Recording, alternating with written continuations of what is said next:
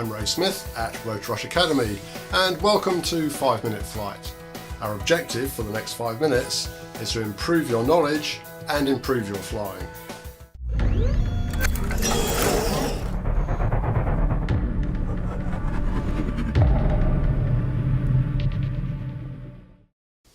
This is a quick start of the Rotor Rush Flight Simulator, where you can practice your flying skills and improve them ready for the real world. The very first thing before starting the software is to connect your controller. This can be a radio control transmitter with a USB connection, or an Xbox 360 controller, for instance, a gamepad type device. So make sure you turn that on if it's a controller and then plug it into your PC. Find the icon on the desktop, click on that to start up the Rotor Rush Flight Simulator. You'll be taken straight to the startup page. On here you'll see a news section. This allows us to tell you about events that are coming up, new tracks, new releases. Now let's head on towards getting actually flying. Click on the Fly Solo button at the top there, and that will take you through to the selection room. In the centre of the controller there you'll see a window, and any time in the selection room those are your options. So the first thing we'll do is hit key C, and that will bring up the configuration window for your controller. Select the interface for your controller at the top right of the screen, and just check that your joystick moves the blue bands in the interface. Now centre your throttle and click Configure.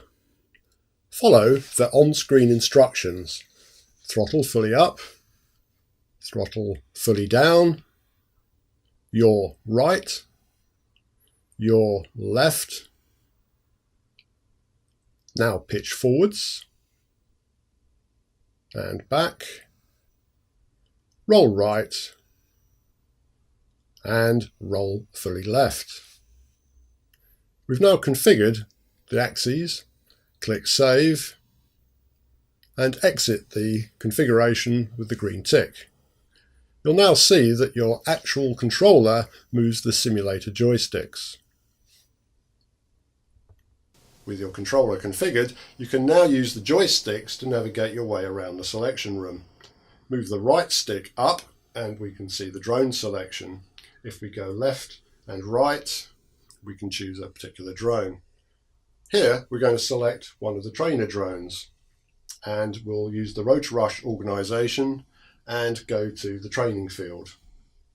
Okay, we're on a field, we're looking through the camera of our drone and we're ready to fly. The first thing we need to do is to arm the drone. Whenever you put a drone down, it will be disarmed to make it safe.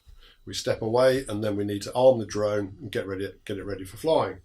The way we do that in the simulator is to use your throttle, which is your left stick, bring that all the way down to 0, the bottom, and move the same stick across to the right very quickly, just a little tap. That will start your drone. You can also use the enter key on the keyboard. Now we can hear the drone motors are running and we're ready to fly. Okay, for those of you that haven't flown a drone before, let's take a quick look at the controls. The left stick is the throttle. Moving the throttle up will increase the power to your drone and increase the height. As you move the throttle down, the power will be reduced and your drone will descend. On the same stick we have the yaw. Moving the yaw stick to the right, your drone will rotate to the right or rotate to the left. On the right stick we have the pitch. Move the stick forwards and your drone will start to go forwards. Bring it back and it will slow down and eventually go backwards. Also on the same right hand stick we have the roll. Move that to the right and your drone will start to move sideways to the right or sideways to the left. So those are the two joysticks and their basic functions. The next thing to be aware of are flight modes. Flight modes determine how much the onboard systems assist your flying. The mode you're currently in is displayed on the bottom right of the screen, and the trainers by default have H-stab mode selected. H-stab helps maintain the height of your drone while the throttle's at the centre position, and also levels your drone, keeps it level when you recenter your joysticks. It also has a little bit of ground avoidance when you get close to the ground to help you around the track.